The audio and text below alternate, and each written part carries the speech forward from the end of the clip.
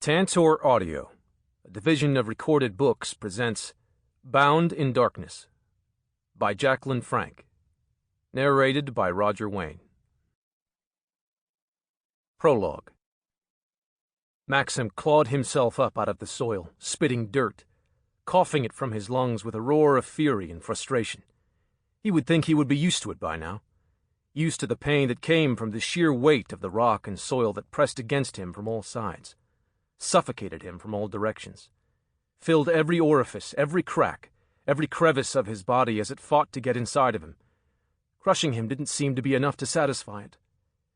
He finally pulled himself fully free of the dirt and lay on the ground, panting and coughing. He spit again. It was a lost cause. Dirt caught between his teeth, stuck to his tongue. And so it would be. It would always be. He was cursed to be swallowed by soil and stone every night from dusk to Jacquelyn's hour. He supposed he should be grateful. Until several full turnings ago he had been trapped permanently in the ground, held deep in the soil of the bottom of the ocean with no reprieve. He had since been rescued from his permanent fate and been given this one instead, thanks to his brother Jacquelyn, who had won the grace of a god just as easily as the four brothers, Dethan, Jacquelyn, Gareth, and Maxum, had won the fury of the gods with a single act of hubris over 2 centuries ago. He and his brothers had climbed the highest mountain in the world that day, finding there a fountain of immortality blessed and protected by the gods, and they had dared to drink from its waters without permission from the gods. The backlash for their gall had been instantaneous and severe. Each brother had been sent to suffer, each in his own way, each at the hands of a different god as payment for that hubris. Dethan had been cast into the 8 hells by Waisa, the goddess of conflict and war. Gareth had been chained to that very same mountain, within sight of the fountain that had been the cause of his curse, doomed to freeze time and again thanks to the bitter, ironic nature of the goddess Hela. Then the god Grimmu had taken Jacquelyn and chained him to a star, dooming him to burn endlessly again and again. None of the brothers had been given quarter, none a reprieve, until Waisa had fetched Dethan out of hell and set him on a path that had resulted in all 3 of his brothers being released from their curses. But while his brothers were now completely free of their curses, Maxum enjoyed no such reprieve. In order to be freed from his curse, the god who had given it to him must lift it. But the god in question was Sabo, the god of pain and suffering, who thrived on the agony of others. It was safe to say he would never have cause to free Maxum from his curse. And so he had lived through 4 winters now with his reprieve hours, each day living free of the curse until dusk settled over him and the ground opened to swallow him whole all over again. He didn't know which was worse, to be trapped with no reprieve from the crushing soil or to be given a taste of freedom and release, only to have it snatched away each night by a devouring maw of dark, suffocating loam. After a few minutes, Maxum righted himself, feeling the pain of every bone that had been broken by the pressure of all that rock and soil pressing in on him. Cracked ribs, snapped thigh bones, crushed arms. The agony of it was brutal. But he was immortal, and so he would heal from all of those injuries until he was as good as new, or as close to it as he could be. His head hurt, his ears ringing from what was no doubt a cracked skull. He couldn't get up and walk yet, so he dragged himself across the ground toward his campsite not too far away. Once there, he rolled onto his bedroll and lay panting for breath, each one of those breaths torture thanks to his damaged ribs. It had to stop. One way or another, he would put an end to this. The easiest solution required a god-made weapon removing Maxum's head from his shoulders. But then he would very likely be sent to the 8 hells upon his death, and that would only mean trading one torment for another, one far more permanent. The other solution was much more impossible on the surface of it. Convince Sabo to free him from his curse. The idea of the god doing that was laughable. His brothers might have been lucky enough to get their curses lifted by their various gods, but there was no hope for it in Maxum's case. They all knew it. It was apparent in every pitying look his brothers had cast him. That was one of the reasons why he had left their company. That and the fact that his brothers had proven to be enviably happy and in love with their wives, and it had just about made him sick to watch them. But he didn't begrudge them their happiness or their curse-free existences. He was glad they were free, glad they had found happiness. He was an uncle several times over now, as his brothers wallowed in their joy and made babies with their wives. The most recent had been Jacquelyn and Juliana's son, newborn when last he had seen them. He would be 2 now, and no doubt getting into all manner of trouble. Part of him had wanted to stay, to enjoy what time with his family he could muster. But just as adamant was his need to do something about his situation. The plan had come to him shortly after Jacquelyn's son had been born. Saba would never willingly release him from this curse, so that left him only one option. Maxum had to kill the god. He didn't even know if such a thing was possible, but he saw no alternative. Sabo's death was the only way he could end his own suffering. He had heard tales of magical items that could be very powerful, possibly powerful enough to kill a god. So he had left his brothers to go on a quest. Several quests, really. He wasn't going to face a god with nothing but a single talisman that may or may not do the trick. He was going to hedge his bets and gather as many such talismans as he could. He was going to face down Sabo, and he was going to do it fully prepared with anything and everything he could think of, including, perhaps, the help of some of the gods. For the gods were at war. There were 2 factions, each with 6 gods.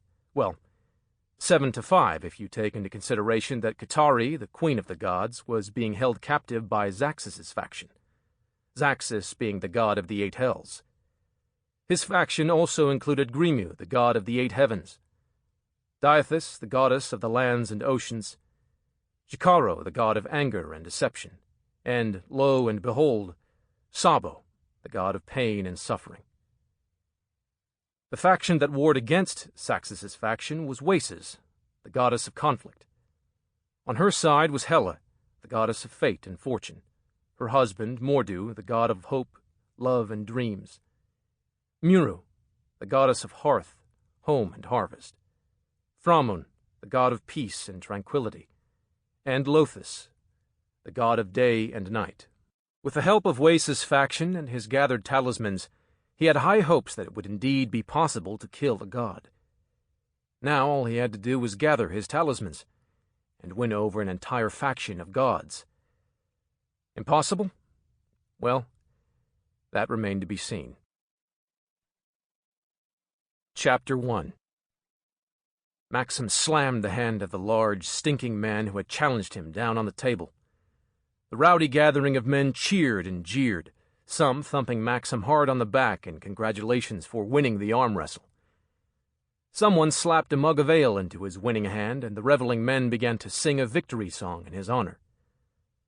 Maxum moved away from the boisterous group and found a reasonably quiet corner of the inn, preparing to slowly enjoy the ale in his hand. He wasn't as drunk as the other men in the room, but he was going to catch up with them. They had been celebrating since sunset, but Maxum had only joined them an hour ago. 2 hours past Jacquelyn's hour when he had finally clawed his way out of the ground. Once he had healed enough to walk, he had come to the inn to join his men. They were a motley crew, 5 in all, including himself, each with their own special talents and each necessary for him to obtain his next talisman. He reached into the pocket of his pants and fondled the amulet they had retrieved just that afternoon, along with enough treasure to keep the men satisfied for quite some time. This talisman was said to have great power. It made the wearer invulnerable to attack. He had not tested that yet, so he didn't know if it was the truth. But a talisman like that would come in quite handy in a war with a god. For as much as he was immortal, he was not invulnerable. He could be hurt, and hurt badly. And there was that little bit about a god-made weapon taking off his head and ending it all right then and there. If there was one thing he could count on, it was that a god would have a god-made weapon in his hands. He didn't take the amulet out. He didn't put it on. He would test it tomorrow, and didn't want to flash it in front of the other patrons in the bar. He didn't want to invite a thief to take it from him. To try, anyway. A thief was more likely to lose his hand than succeed. Maxum took a swig of his drink and looked around the room. There were 2 women there. One was the barmaid, and she was being kept quite occupied by the graspy hands of his men. There was Kaino, the big, lumbering orc half-breed with his shining bald head and large, meaty hands that swung a spiked club like nobody's business. There was Drew, a slightly shy, slim-figured, fiery-haired spirit mage who barely had 25 full turnings under his belt. There was Quilon, a slightly rotund archer whose arrows always hit their mark.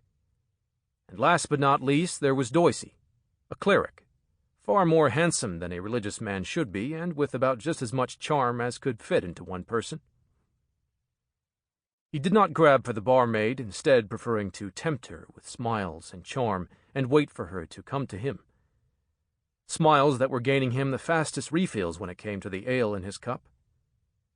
What Maxum found interesting, however, was that his men weren't paying any attention to the other woman in the room at all. True, she was clearly a patron and should go about unaccosted, but for all she was wearing men's leggings and a shirt and a vest to hide her womanly curves, Maxum could see them all the same. She was a shapely thing, her close-fitting breeches leaving a little mystery to the slender shape of her thighs and the cozy roundness of her ass. The vest hid her breasts for the most part, so he couldn't get a good feel for their size, but he suspected they were enough to fill a man's hands.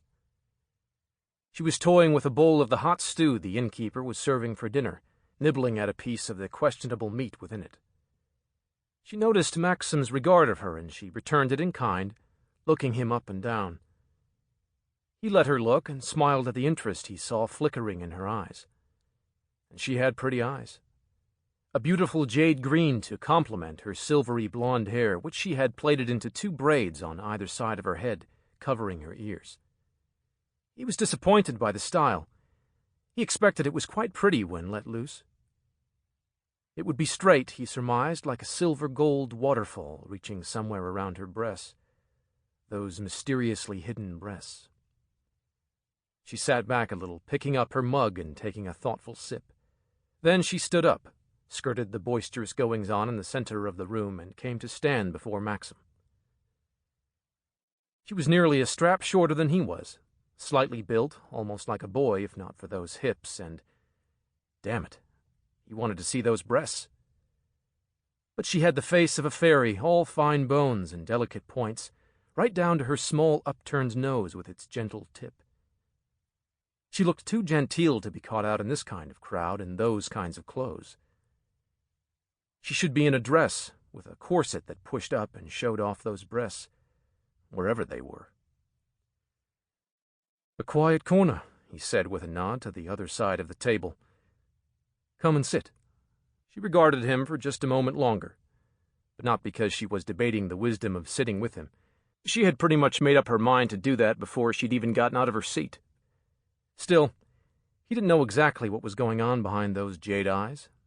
It was one of the reasons he was glad she had come over. "I didn't take you for the quiet corner type," she said as she slid into her seat and put her mug down on the table. "I prefer quiet corners.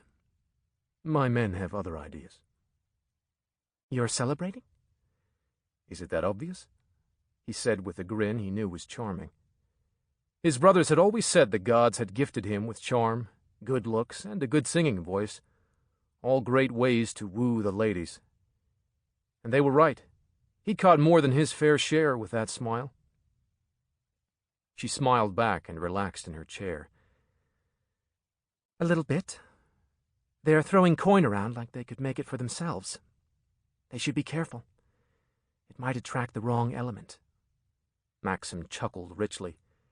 "We are the wrong element," he said. She laughed. It was a light, pretty sound, but not a delicate little titter like the high-born ladies used. It was a laugh, a good feminine laugh that made you smile to hear it. Maxum liked her more the more he discovered about her. "What's your name?" "Airianne," she said, "but you can call me Airi." "A light, breezy sort of name," he noted. She grimaced. "Oh, now you're being unoriginal. I may have to rethink this whole situation." "Ah, well, forgive me. I'll try to be more unique from here on out." Maxum found that ironic, actually. He was as unique as they came. It was simply a matter of not wanting everyone to know about what set him up. Sample complete. Ready to continue?